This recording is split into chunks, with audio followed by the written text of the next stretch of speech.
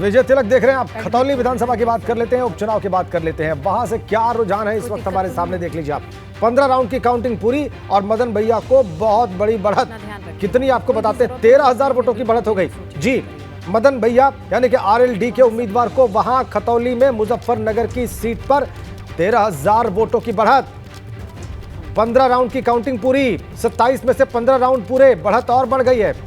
अब 13,000, 15 राउंड की काउंटिंग में मदन भैया को बड़ी बढ़त, 13,000 वोटों की लीड। 27 राउंड की काउंटिंग होनी है, 15 राउंड पूरे हो गए, अब सिर्फ 12 राउंड की काउंटिंग बाकी है। मुकाबला वैसे अभी भी खत्म नहीं हुआ है, लेकिन लीड बढ़ गई है मदन भैया की, 13,000 वोटों की लीड 15 राउंड की काउंटिंग के बाद। कुल 27 राउंड की काउंटिंग होनी है खतौली में। खतौली की बात कर रहे हैं हम। मुजफ्फरनगर की खतौली सीट भाजपा के पास थी, वहां पर विधायक, उनकी विधायकी गई, रद्द हुई और उसके बाद चुनाव हो रहे हैं।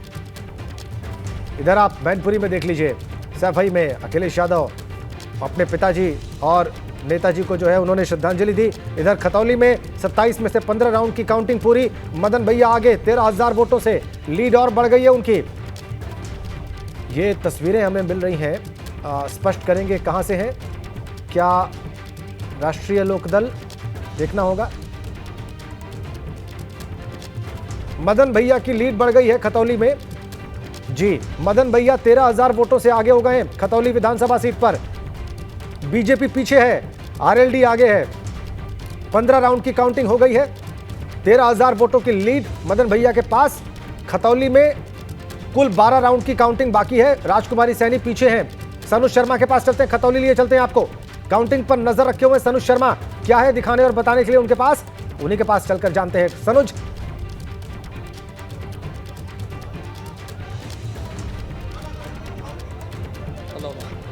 सनुज मेरी आवाज मिल रही है आपको?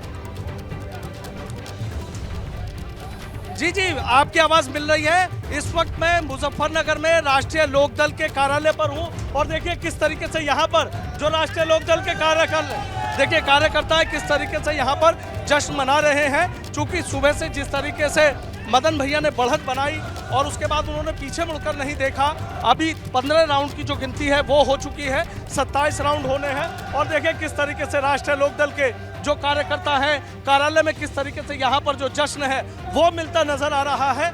यहाँ देखिए किस तरीके से उत्साहित है सभी के चेहरे पर। हालांकि अभी कई राउंड की जो मतगणना है वो अभी बाकी है, लेकिन यहाँ देखिए किस तरीके से ये लोग यहाँ पर उत्साहित हैं, झूमते नाचते गाजते यहाँ पर नजर आ रहे हैं। इन लोगों से हम बातचीत कर लेते हैं, समर्थकों से। विधायक है अनिल कुमार जी। अनिल जी, क्या बात है, अभी तो काफी राउंड रह रहे हैं लेकिन जश्न की शुरुआत हो गई? ये तो होना ही था क्योंकि परिवर्तन बहुत जरूरी था और ये जो परिवर्तन होने जा रहा है, जो थोड़ी देर में रिजल्ट बदल जाएगा। ये जो जीत होगी ये चौधरी जैन जी की जीत होगी, जो उन्होंने एक समीकरण बनाया, एक जो भाईचारे का समीकरण बनाया, ये मजबूत आधार होगा इस जीत का। ये मजबूत आधार होगा इस जीत का, जो उन्होंने समीकरण बनाने का काम किया, भाईचारा बनाने का। और ये जो जीत होगी, जो सर्टिफिकेट हम लोग लेकर आएंगे, ये जो जीत होगी किसानों को होगी, मजदूरों की होगी, नौजवानों को होगी, दलितों की होगी, जो गरीब लोग हैं, जो उपेक्षित महसूस कर रहे हैं सरकार में, जिन लोगों को आवश्यकता होती है सरकार की सुविधाओं की।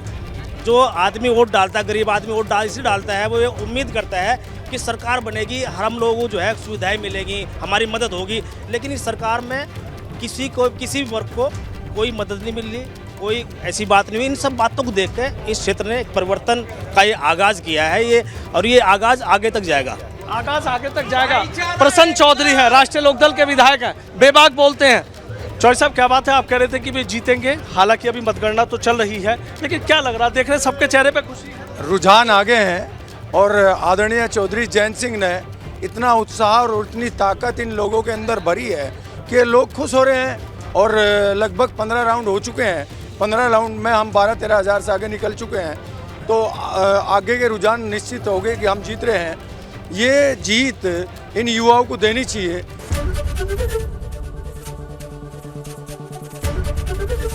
एबीपी गंगा, खबर आपकी, जुबान आपकी।